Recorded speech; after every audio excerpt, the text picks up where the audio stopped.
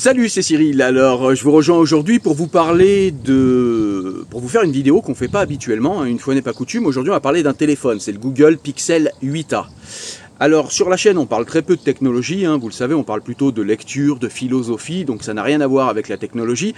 Mais parfois, quand même, je vous présente les appareils que j'achète, parce que je sais que parmi vous, il y a des gens qui sont des créateurs de contenu et qui, comme moi, font des vidéos.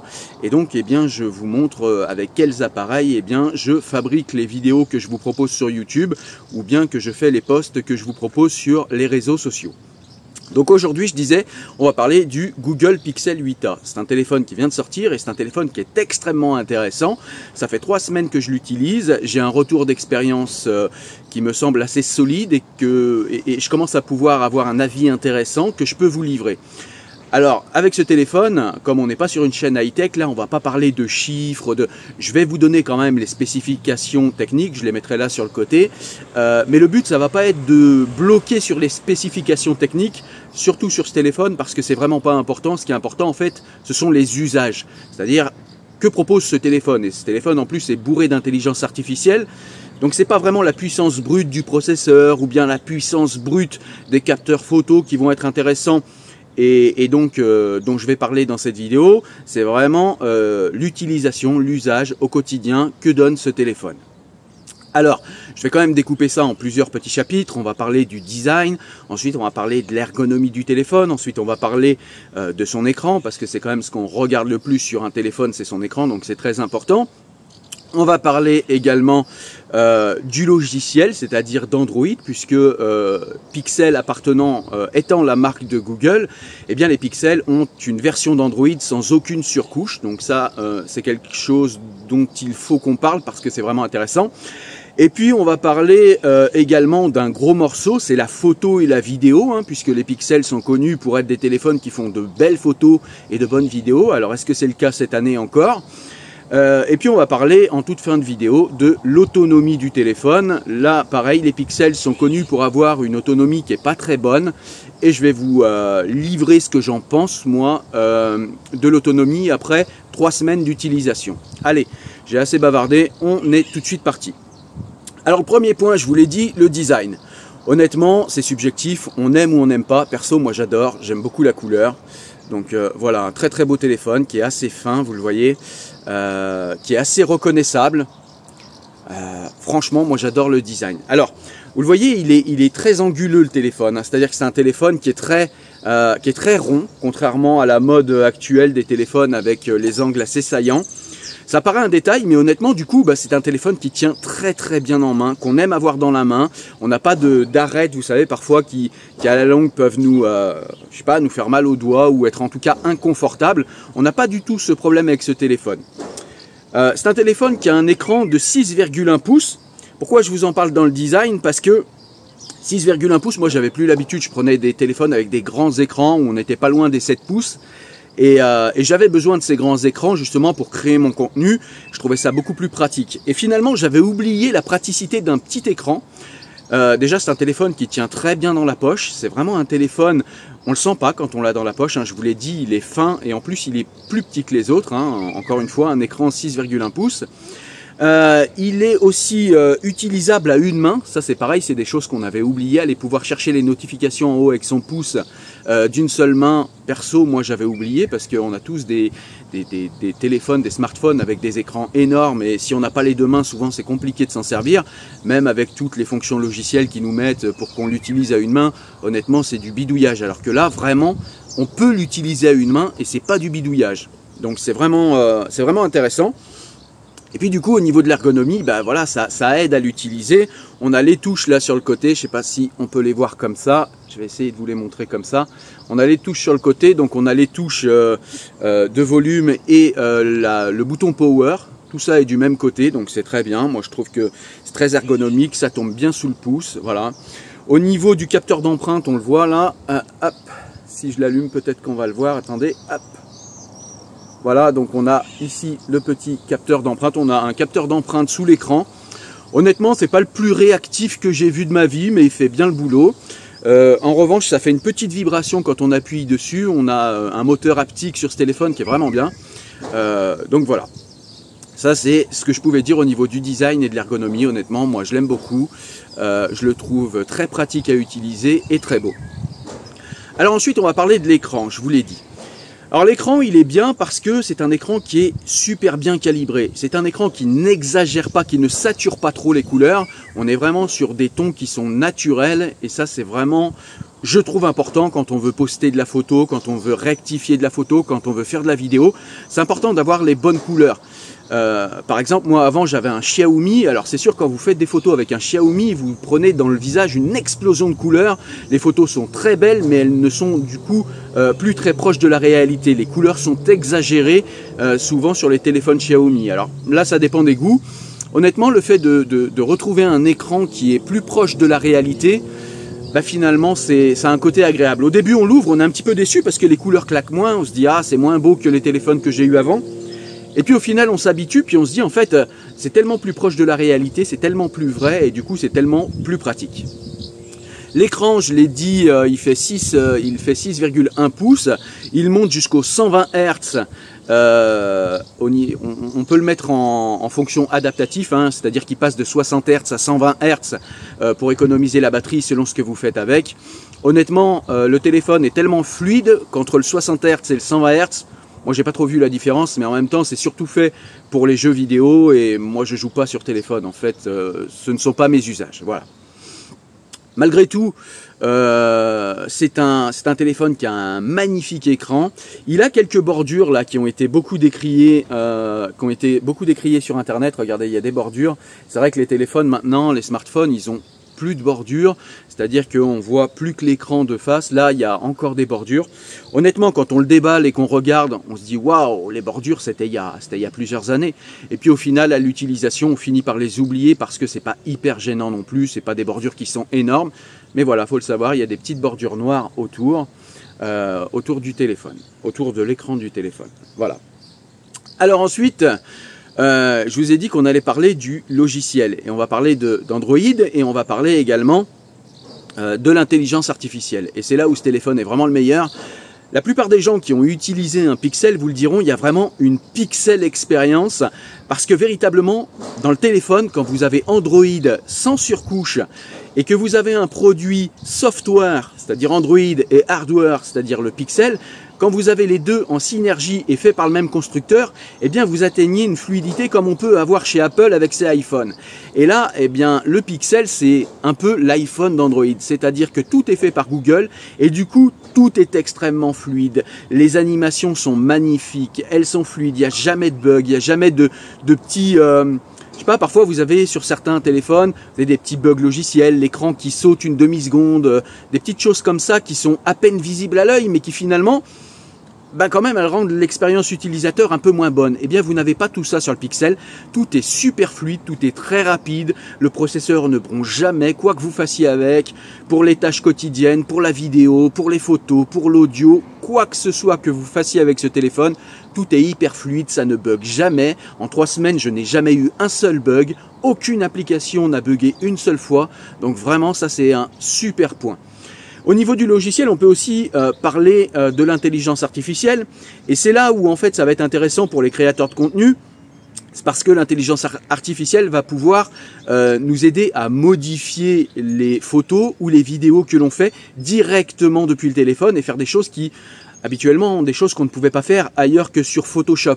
Là, vous avez Photoshop sur votre téléphone en beaucoup moins compliqué, en beaucoup plus simple et tout aussi puissant. Et ça, je trouve que c'est fou. Alors vous avez des options, je vais pas vous parler de toutes les options, il y en a vraiment, il y a une kyrielle d'options et de petits trucs et astuces en fait qui font que le téléphone au quotidien est hyper intéressant. Mais je vais vous parler des plus gros points. Je vais pas trop m'y attarder parce que beaucoup de chaînes YouTube en ont parlé, mais je vais quand même en parler parce que c'est ce qui moi aussi m'a plu dans ce téléphone. La première chose, c'est le fait de pouvoir rectifier les photos. Vous pouvez rectifier les photos à l'infini. Vous pouvez détourer une personne qui est sur une photo, vous pouvez l'effacer. C'est super bien fait. Vous avez fait une photo, vous pouvez détourer la personne. Si c'est vous, par exemple, vous avez fait un portrait, vous vous êtes pas mis au bon endroit sur la photo. Finalement, vous voulez qu'on voit un peu plus le monument. Vous pouvez décaler sur une photo qui a déjà été faite. Vous pouvez décaler votre image par rapport au fond que vous avez dans la photo. vous pouvez vous effacer, vous pouvez modifier tout ce qui est au niveau des couleurs, de la saturation, bref, les choses qu'on fait habituellement. Mais vraiment, il y a des options plus comme la fameuse gomme numérique en fait sur les photos. C'est quelque chose qu'on ne voit pas sur les autres téléphones ou alors sur des téléphones à 1500 €. Et là, vous avez ça sur un téléphone, sur un smartphone qui vous coûte 500 € quoi. Donc vous avez ça sur un milieu de gamme. Et ça, c'est hyper intéressant parce que pour les créateurs de contenu, ce sont des fonctions hyper intéressantes. Autre chose dans le dictaphone par exemple. Moi, il m'arrive très souvent, pour les vidéos que je vous fais ici, quand je vous parle de livres, il m'arrive très souvent en fait de m'enregistrer en train de lire des citations de livres pour que vous sachiez ce qu'il y a un petit peu dans le livre. Et bien là, le dictaphone du Google Pixel fait des choses en plus, en ce sens que déjà, il retranscrit à l'écrit ce que je dis à l'oral et il le fait d'une manière extrêmement précise, avec très peu de fautes. J'en ai capté une ou deux honnêtement, mais c'est très rare. Très souvent, il capte parfaitement ce qu'on dit, donc ça c'est vraiment génial. Et surtout, il est capable de vous transformer ces audios en vidéo avec la transcription, et du coup ça vous permet de faire des shorts YouTube ou de faire des petites vidéos TikTok avec des citations franchement en 3 clics. J'exagère à peine. Donc ça c'est vraiment génial également pour les créateurs de contenu, ça va vraiment très bien. Et puis ce téléphone, au niveau de la vidéo, il a une option que j'adore. Honnêtement, je m'en suis servi 2-3 fois pour voir si ça fonctionnait bien. C'est magique, c'est la gomme audio. C'est-à-dire que vous allez faire en fait une vidéo, là où il y a du bruit, et puis le téléphone, quand vous allez arriver en post-production, quand vous allez ouvrir votre vidéo et demander à la modifier, vous allez avoir une option qui va vous permettre de réduire les bruits parasites de votre vidéo. C'est-à-dire que le téléphone va être capable de, de détacher votre voix de tous les bruits environnants, et il va baisser tous les bruits environnants, tous les bruits parasites, et monter le volume de votre voix. Et ainsi, vous allez avoir un focus audio sur votre voix, et ça va enlever tous les bruits parasites, et du coup, sur la vidéo, on va beaucoup mieux vous comprendre. Et ça, c'est génial, parce que du coup, vous n'avez plus besoin de micro hyper cher comme on le faisait avant. Vous pouvez vous mettre en plein centre-ville, là où il y a de la circulation, des voitures, des gens qui parlent, et le logiciel va être capable en fait de détacher votre voix du bruit ambiant, de baisser tous les bruits ambiants et de ne laisser écouter d'une manière fluide et d'une manière extrêmement extrêmement puissante votre voix. Et ça c'est vraiment génial, et encore une fois, on ne le retrouve ça sur aucun téléphone, même haut de gamme. C'est vraiment une particularité des Google Pixel, et Google nous a mis ça en fait sur leur milieu de gamme qui est le Pixel 8a cette année. Donc ça c'est génial. Vraiment, ce téléphone est génial pour ça. Ensuite, on va parler, je l'ai dit, un petit peu des spécifications techniques. Les spécifications techniques, alors pareil, j'ai pas tous les chiffres en tête, je vous les mettrai ici parce que je trouve pas ça hyper intéressant, mais c'est un téléphone qui a 8 Go de RAM, c'est un téléphone qui a peu de mémoire interne, on a 128 Go, je crois qu'il y a une version 256 qui existe, mais honnêtement, on a le Google Photos qui nous permet de stocker toutes nos photos, parce que c'est souvent ça, les photos et les vidéos qui prend beaucoup de place dans un téléphone. Et du coup, bien sur ce téléphone, on a le Google Photos, et le Google Photos, honnêtement, pour avoir 100 Go, c'est 1,99 €, donc c'est beaucoup moins cher que sur les iPhones d'Apple, et donc du coup c'est peut-être pour ça qu'il n'y a pas beaucoup de mémoire disponible dans ce téléphone, mais honnêtement moi ça ne m'a pas manqué. À 128 Go j'ai la petite version, et franchement j'en suis même pas à la moitié alors que je fais beaucoup de vidéos et beaucoup de photos avec, donc voilà, ça ne me pose absolument aucun problème. D'autres choses que j'ai remarqué avec ce téléphone au niveau des spécifications techniques, c'est le processeur, c'est la Tensor G3, donc la 3e itération de la puce qui est designée par Google. Donc c'est eux qui designent la puce et qui disent comment il faut faire la puce, comment il faut faire le processeur principal du téléphone. Et honnêtement, rien à dire, je vous l'ai dit, tout est hyper fluide, même les jeux. Alors moi je joue pas sur téléphone, mais c'est vrai que le meilleur moyen de tester la puissance d'un téléphone au niveau de son processeur, c'est de mettre des gros jeux dedans. Et j'ai mis Genshin Impact, c'est ce que mettent en principe les youtubeurs pour voir si un téléphone est puissant. Et honnêtement, en mettant tous les réglages des graphismes au maximum, on a un jeu d'une fluidité parfaite, on n'a aucun problème. Le téléphone chauffe à peine, donc la chauffe du téléphone, la chauffe du processeur est bien gérée. Donc voilà. Après, quand vous regardez les chiffres, vous voyez effectivement que le Tensor G3 n'est pas le processeur le plus puissant, mais c'est un processeur en fait qui est optimisé pour l'intelligence artificielle. En fait, il n'a que faire de la puissance brute. Ce qui est important pour le Tensor G3, pour les processeurs de Google, c'est de gérer correctement tout ce qui est du domaine de l'intelligence artificielle, et dans ce téléphone, il y en a beaucoup. Ce téléphone également est intéressant pour la photo. Je l'ai dit, les Google Pixel sont connus pour faire de belles photos et de belles vidéos. Est-ce que c'est le cas de ce Google Pixel 8? Eh bien oui, évidemment. En photo, c'est simple, honnêtement, quand je mets un iPhone 15 Pro Max ou quand je mets un Galaxy S23 Ultra, j'ai testé, et ce téléphone, franchement, je vois pas de différence sur les photos. Il y a peut-être légèrement plus de piqué sur les Samsung, on voit légèrement plus de détails, mais vraiment, faut vraiment étirer, zoomer la photo et regarder dans le détail, et encore, c'est pas toujours vrai. Si vous êtes dans de bonnes conditions de luminosité, c'est kiff-kiff. Voire même le Pixel parfois fait mieux. Sur les photos de nuit, c'est pareil, les photos sont vraiment très belles. De toute façon, je vous mettrai des exemples de photos pour que vous puissiez voir ce dont est capable ce téléphone. Et honnêtement, encore une fois, sur un produit milieu de gamme à 500 €, c'est tout simplement hyper étonnant, parce qu'au niveau des photos, au niveau des vidéos, au niveau de la stabilisation des vidéos, au niveau de la captation du son des vidéos, on dirait tout simplement un très haut de gamme, un téléphone à 1500 € ou un téléphone à 1200 €. Vraiment, on est sur cette qualité-là, sur ce Google Pixel 8a. Donc c'est un très bon point sur ce téléphone. Au niveau des photos, oui, je l'ai dit, elles sont très très bonnes. Alors parce que la philosophie de Google, elle est simple, parce que vous allez me dire comment ils font. Et au niveau du matériel, ils mettent pas forcément d'excellents capteurs, ils mettent de très bons capteurs, hein, mais c'est pas forcément les meilleurs du marché.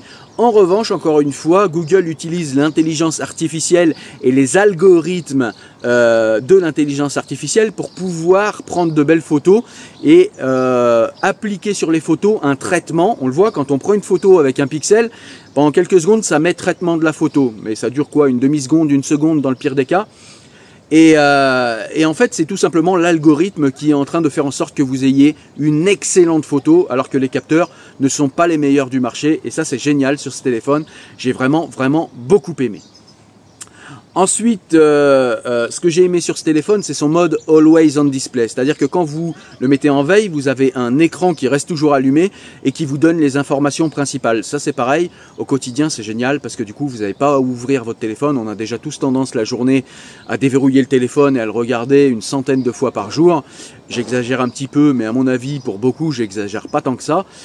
Et là, du coup, comme vous avez toutes les infos les plus importantes, les SMS, les MMS, la météo, les éventuels rendez-vous que vous avez dans la journée, vous avez tout sur l'écran de veille, sur le Always on Display, c'est-à-dire sur ce qui reste tout le temps allumé toute la journée. Et honnêtement, eh bien, c'est hyper pratique, ça évite de déverrouiller son téléphone tout le temps. Donc ça, c'est aussi quelque chose qui fait partie de l'ergonomie générale du téléphone que j'ai beaucoup aimé. Ensuite, au niveau de l'autonomie, on va finir par ça, on va finir par l'autonomie.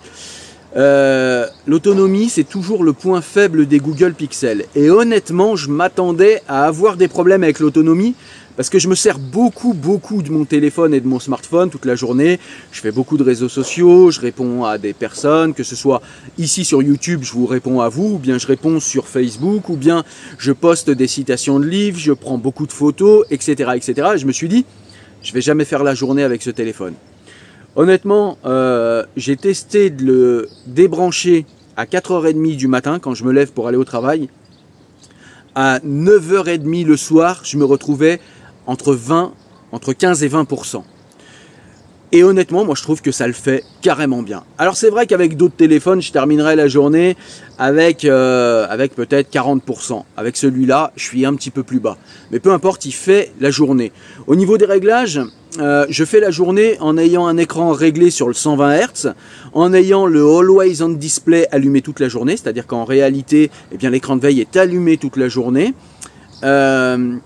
Et au niveau des réglages, en ayant la localisation, par contre, le GPS désactivé. Parce que j'aime pas quand il est activé. Alors j'imagine que si vous l'activez, vous perdez à mon avis 10% sur la journée. Donc voilà, vous risquez d'être hyper juste. Mais de 4h30 du matin où je quitte le chargeur jusqu'à 9 h le soir, arriver à 15-20%, honnêtement pour moi ça le fait, c'est parfait, ça va très très bien. Alors c'est sûr que si vous avez envie de partir en soirée juste après, mais enfin, si vous vous levez à 4h30 le matin, en principe, vous partez pas en soirée. Donc si vous vous levez un petit peu plus tard, genre vers 8 h, et qu'après vous partez en soirée, normalement, si vous faites pas trop de jeux et que vous passez pas votre journée sur le téléphone, ça devrait le faire. Honnêtement, il a une autonomie qui est correcte. Honnêtement, c'est pas la meilleure autonomie que j'ai vue. Moi, je viens, par exemple, le téléphone que j'avais juste avant et avec lequel je me filme aujourd'hui, c'est un Xiaomi 13T. Et honnêtement, au niveau autonomie, il est bien meilleur. Je me pose jamais la question de l'autonomie, même quand je pars en soirée. Avec ce téléphone, vous risquez quand même de vous poser la question, en fin de journée, quand vous partez en soirée, si vous savez que vous allez faire des photos ou des vidéos, vous allez vous poser la question de l'autonomie. Et en plus, le téléphone est assez lent à charger. Et voilà, c'est la petite limitation que je mettrai sur ce téléphone, c'est son seul problème. Mais sinon, moi, honnêtement, sur une journée, je vous l'ai dit, j'ai fait un peu de jeu. Même si moi je joue pas habituellement sur téléphone, c'était voilà pour les besoins du test et pour voir ce qu'il avait un petit peu dans le ventre. J'ai fait un peu de jeu, j'ai fait de la photo, j'ai fait de la vidéo, j'ai regardé mes réseaux sociaux, j'ai écouté Spotify pendant des heures, j'ai écouté mes podcasts pendant des heures et honnêtement le téléphone n'a pas bronché en fin de journée, il était encore avec de la batterie. Donc voilà, pour moi au niveau autonomie, c'est pas le prince de l'autonomie, c'est pas un téléphone qui a une autonomie folle. Mais honnêtement, il tient la journée, c'est une autonomie solide et il tient vraiment la journée avec quand même beaucoup d'usage, donc il n'y a aucun problème. Pour vous donner un exemple supplémentaire, il est une journée où j'ai vraiment eu le temps de rien faire, j'avais beaucoup de travail, j'ai beaucoup bossé. Pareil, j'ai débranché à 4h30, le téléphone, moi je termine le travail à 12h30. J'ai regardé le téléphone en ayant laissé tourner les podcasts toute la matinée, hein, c'est-à-dire un peu plus de 7 heures. Eh bien, le téléphone était encore à 70% d'autonomie, encore une fois avec l'écran 120 Hz et avec le mode Always On Display allumé. Donc, moi, je trouve que c'est une très très bonne autonomie et j'ai aucun problème avec ce téléphone au niveau de l'autonomie. Voilà, le seul problème que j'ai, c'est que le téléphone est lent à charger. Je ne sais plus à combien de watts on est, je vous le mettrai ici. Mais en tout cas, c'est un téléphone qui est encore très très lent à charger. Et ça, c'est peut-être la seule limitation du téléphone qui vraiment est pénible, je trouve. Parce que c'est vrai que j'avais pris l'habitude avec mes Xiaomi qui chargent, qui passent de 0 à 100 en 25 minutes. C'est vrai que si vous partez en soirée, vous laissez brancher 10 minutes, vous récupérez pratiquement 50% de la batterie. Ça, c'est quelque chose que vous ne pourrez pas faire avec le Google Pixel. Voilà. C'est gênant, c'est son point faible, mais c'est pas rédhibitoire. Voilà. Donc voilà ce que je pouvais dire de ce téléphone. Si vous avez d'autres questions, des points que je n'ai pas abordés, eh bien n'hésitez pas à mettre tout ça en commentaire et moi je vous répondrai. Je vous mettrai également un lien pour pouvoir acheter le téléphone si jamais il vous intéresse, si jamais il vous a convaincu. Parce que c'est un téléphone en fait qui, moi, me paraît très intéressant pour les créateurs de contenu. Je ne vous ai pas expliqué tout ce qu'il faisait au niveau de l'intelligence artificielle, mais simplement retenez qu'on a l'impression que le téléphone devine en fait vos envies, devine ce que vous voulez faire tout au long de la journée. Jamais vous cherchez les options, vous cherchez des trucs. Tout est hyper fluide, tout est hyper bien pensé. Le téléphone est pratique, donc vraiment génial.